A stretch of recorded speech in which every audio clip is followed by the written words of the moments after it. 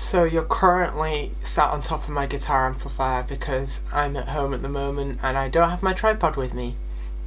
Hey, Johnny here! I haven't done a vlog in 6 months because I've been doing uni stuff, and you've probably seen the cool stuff that I've been doing on my channel, and also I've been sleeping a lot.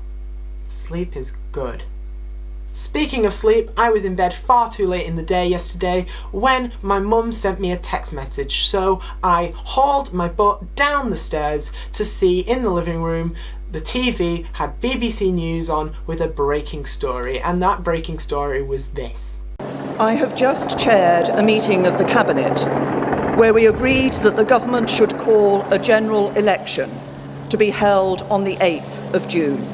Hi, Editing Johnny. Just wanted to say that while you were editing this, the MPs actually voted, and they voted 522 for and 13 against. So this election is definitely going ahead. So I started talking about this to some people, and I think my friend V had a pretty appropriate reaction to this.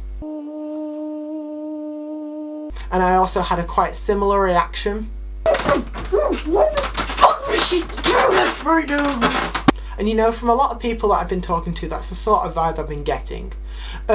Now, for those of you who don't understand why this is important and how we got into this, I'm going to go over a quick recap, and I'm going to simplify and explain some things as we go. So, in the year 2015, there was a general election, and that general election was won with a majority, which is a very strong government, by the Conservative Party, and the Conservative Party are a sort of right-wing, maybe centre-right party, and one of the main parties in the UK. So the man running the Conservative Party at the time was David Cameron. You might remember him because he was the one that got fiddly with a pig. But David Cameron said that he was going to, as Prime Minister, hold a referendum asking all the citizens of the UK who could vote whether we wanted to be citizens and members of the EU anymore. Now, the EU, for those of you who don't know, is a group of European countries who have joined together to create regulations on stuff like fishing quotas and farming, trade deals. They have a standards for human rights and set limitations for governments within the EU. They also allow free movement of people between their countries, and a lot of them use a single currency called the euro. Now, one of the reasons that David Cameron held this referendum is because he thought that he would, or his opinion, which was to remain in the European Union, would win, and he wanted to silence some of the smaller parties that were making a lot of noise, for example UKIP, the UK Independence Party, who wanted to leave the EU. So we had this referendum on the 24th of June 2016, and the results were 52% leave to 48% remain. Now, you might think that that's quite even, that's quite split, what are they going to do? But technically the majority of people wanted to leave, so now we are leaving. Now, as soon as this result for leave came through, David Cameron resigned from Conservative leader and thus Prime Minister, and that made a huge power vacuum within the Conservative Party and Parliament itself, as basically whoever was going to be new Conservative leader would also become Prime Minister.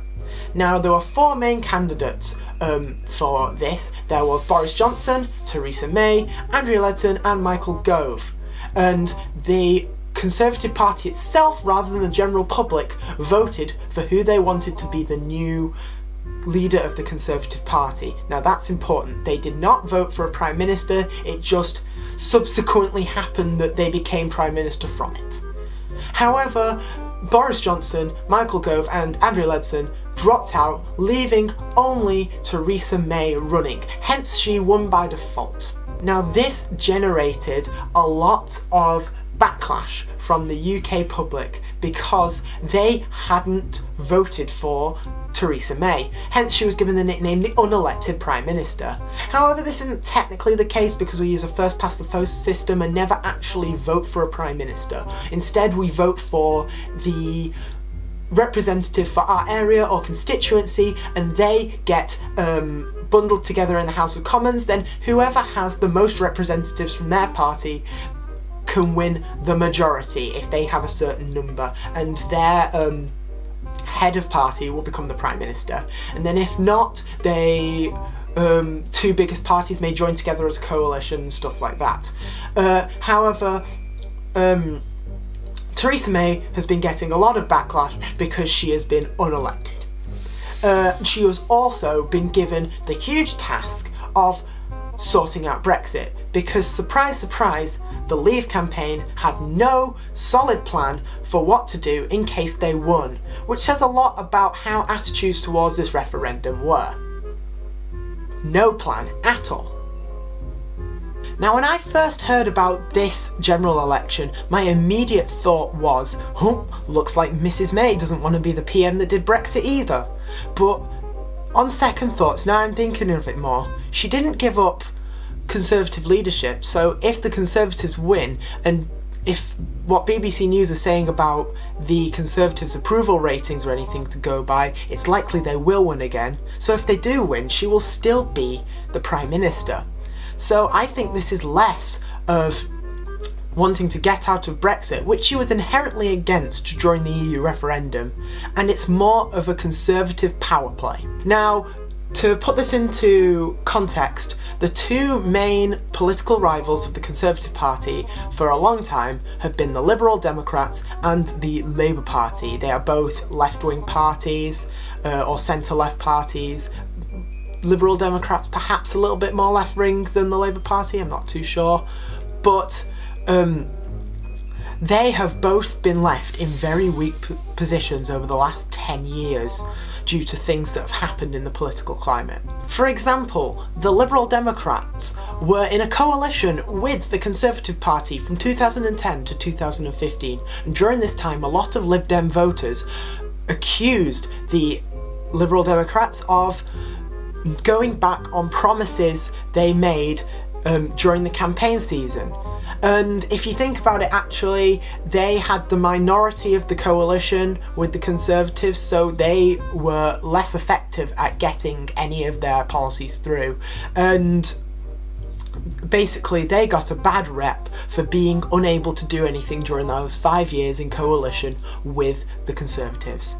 And now, also, the Labour Party, who were, for the most part, the major opposition to the Conservatives for years and years and years, they have been left very, very weak after the EU referendum, because during this time there was a lot of infighting within the party and disputes over who should lead the party.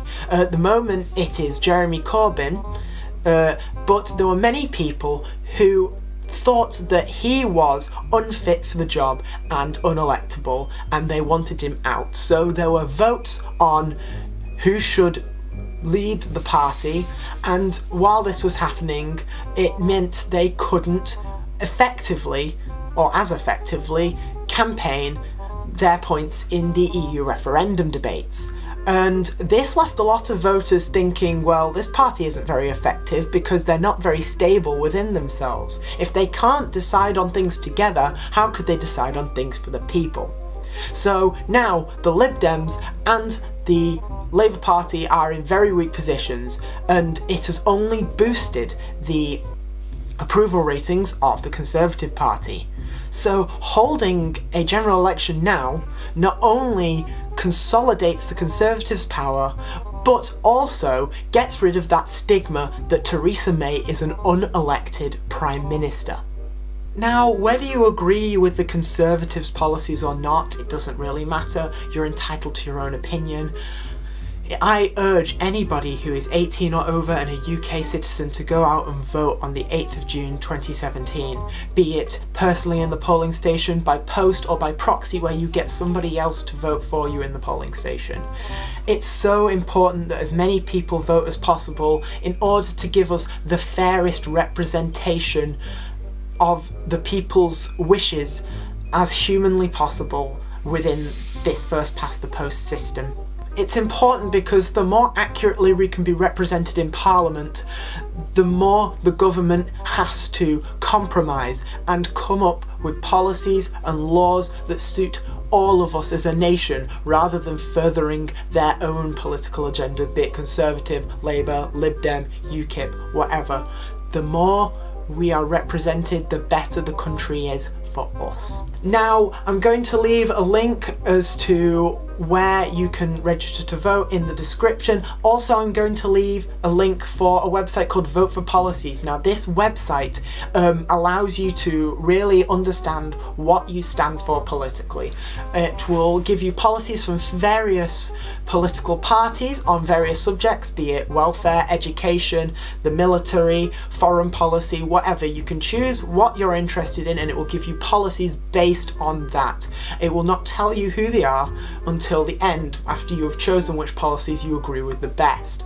And it will give you a full breakdown as to what political ideologies you have and give you an insight on who you might want to vote for. It's important that your vote is your vote. It is not really influenced by anyone else. You're not voting for just who your parents are voting for, or who your parents are voting for, or your favourite YouTuber is voting for. It needs to be what you want and what you believe in. Also, for some further viewing, I'm going to leave you with CGPGrey. He's an amazing educator who you might enjoy, who has done videos on everything from Brexit to the first past the post polling system, to also why the most recent UK election was the most unrepresentative in recent history. And the last thing I want to say to you is make sure you sign up and, of course, sign off.